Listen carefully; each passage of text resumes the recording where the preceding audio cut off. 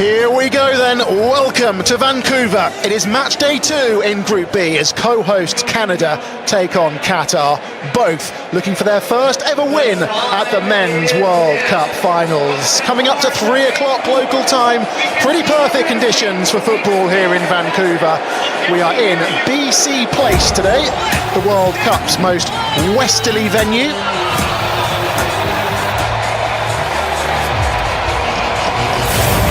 We're on Canada's west coast here in British Columbia. It is Canada's third largest city.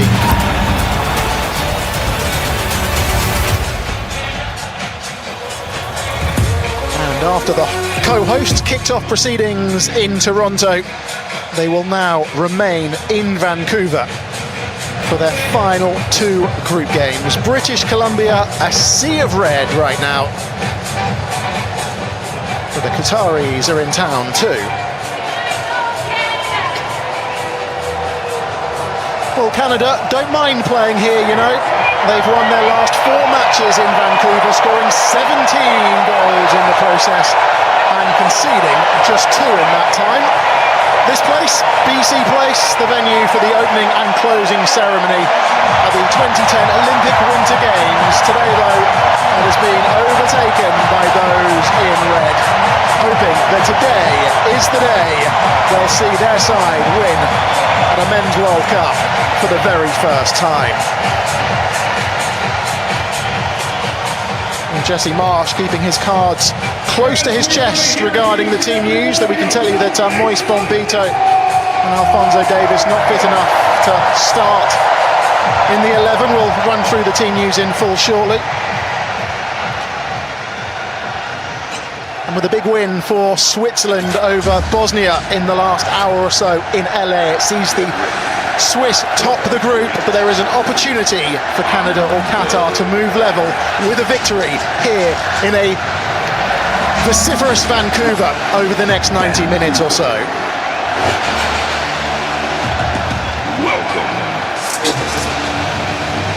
Well, not long to go now. The 2 sides in the tunnel. Alongside me, Paul Scott, for this one is Casey Stoney, the head coach of the Canadian national women's team. Casey, good afternoon to you. How big a moment is this for Canadian football? This is absolutely massive. You know, a full house in here, BC Place. A dream come true for these players to be on home soil in a World Cup.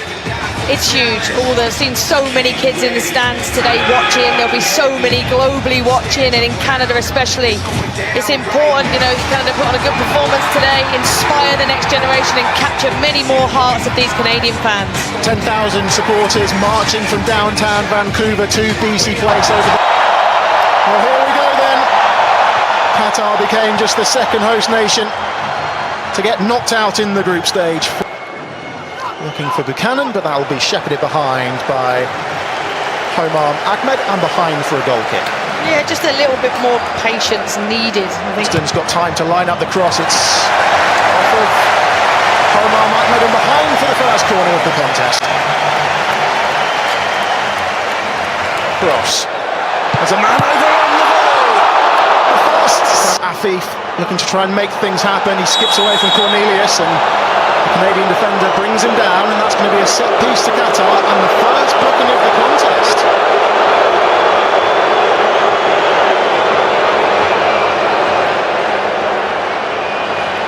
Yeah, Afif does well here, just cuts inside, moves his body weight to the left, cuts inside. Cornelius doesn't move his feet quick enough and gives away the foul. 25 yards, and deflects off the wall and behind for a corner to Qatar. Another opportunity for Qatar to just keep putting the pressure on. And there's a triangle from Canada. Buchanan takes the tumble. Homam Ahmed concedes the free kick. And I'm surprised if that's not a yellow card, because it's definitely a shirt pull. He's pulled him back. He knows he's beaten. He pulls him back. Towards the 6-yard area. The volley's blocked. Is he going to spin behind? Qatar prevent the corner. The first time volley straight in.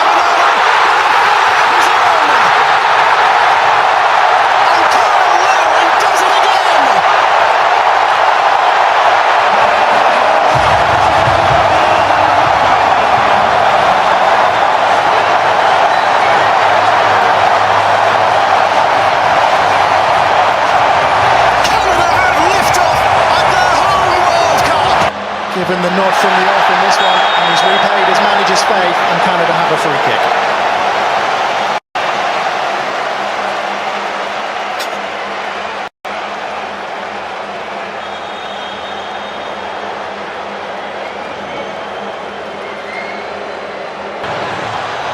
Beaten ball in. Off a Canada head and behind it goes.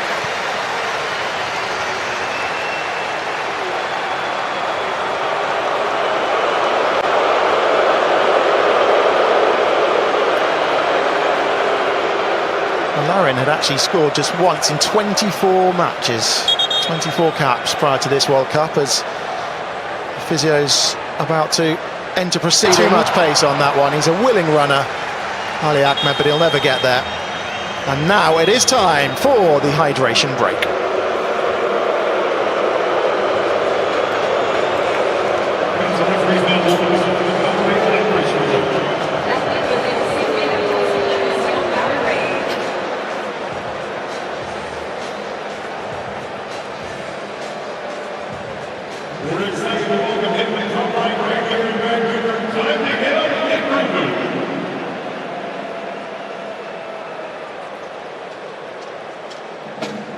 So midway point of the first half then, it is Canada who have the lead, and they're good value for it, Katie Stoney. Yeah, I thought Qatar started quite brightly, had a couple of transition moments where they caused a little bit of panic in the Canadian back four, but since then I think Canada have took control. Cornelius, that's a late challenge. Oh, it's deflected closely!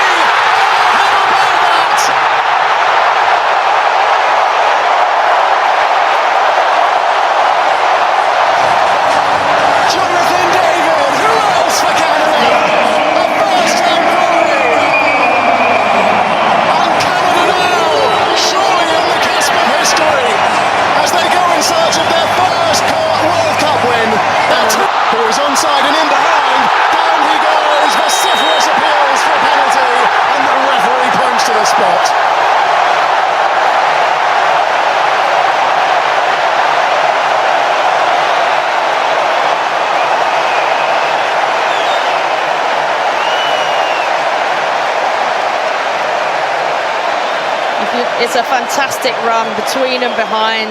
Defender gets the wrong side, makes contact, gives the referee no choice but to give a penalty.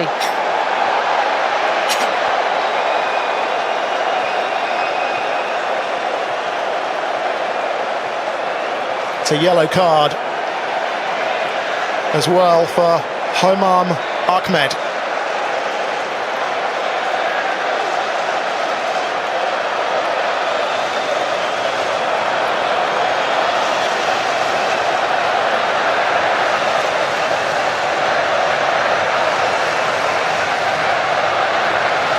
Wonderful run from Buchanan, who made his way from out wide through the middle.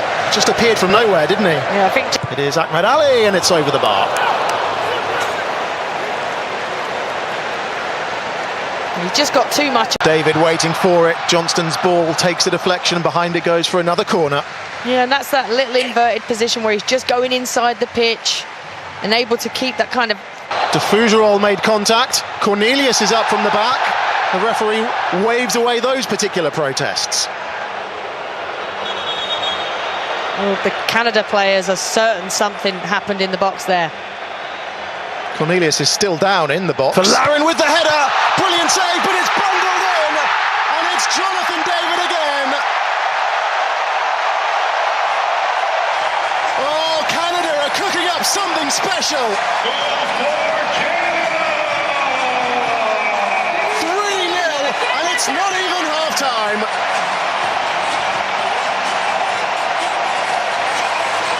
He's got nowhere to go.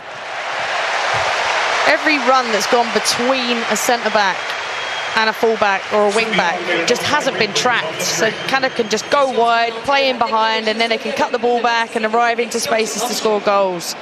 Qatar got to start tracking runners and defending the box better. For Canada, and a welcome return for Moise Bombito, who's about to enter proceedings. Good to see him back.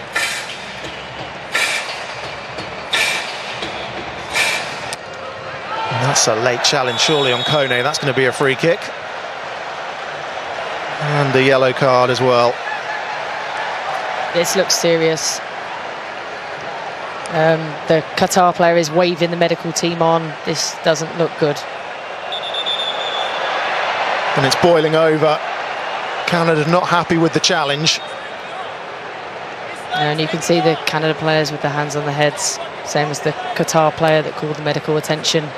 This is Modibo who got the yellow card.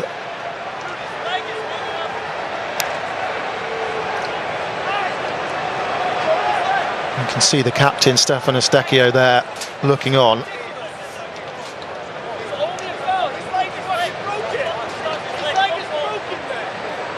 Real concerns here for Ismail Kone.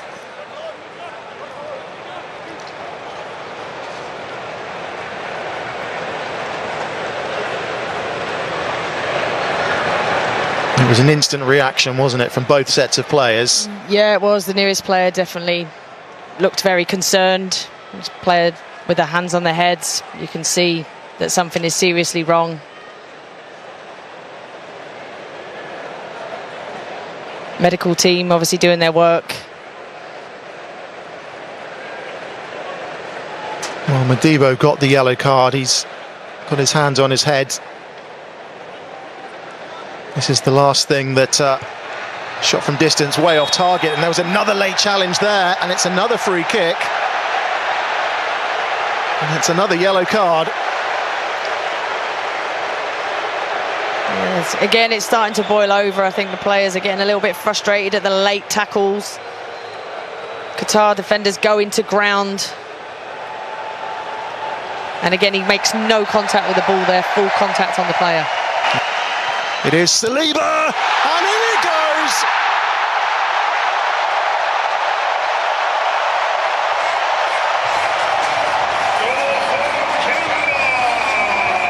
Even the substitutes are getting in on the act now. It is getting better and better for Canada. Still not fully cleared. Shufflebag across the face of goal, and it's 5. It might be an own goal, that one. Canada don't care. They are running riot.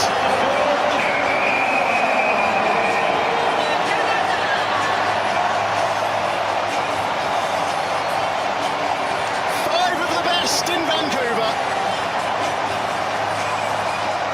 And Qatar's day's just gone from bad. Shufflebag drags that one wide, but why not? Yeah, if the space is there and no one's coming out to pressure. Ball doesn't find Larin, and Shufflebag snatches at it and sends it behind for a goal kick.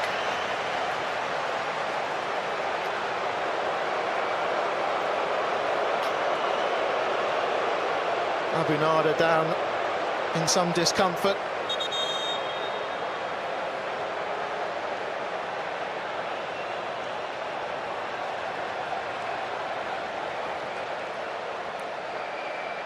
A shake of the head. Under Jesse Marsh have delivered. قصيرة الصليبة والعرضية تتحول إلى خارج الملعب إلى الركلة ركنية. ركلة ركنية. هذه المباراة الثانية في هذا الملعب، سيحتضن أيضا مباراة منتخب مصر. Flag stays down. It's a World Cup hat-trick on home soil for Jonathan David. Canada's all-time leading scorer gets his third in stoppage time. And Canada make it 6. Stands it up towards the far post. Abunada collects that one. Semi-automated offside replay is on the screen.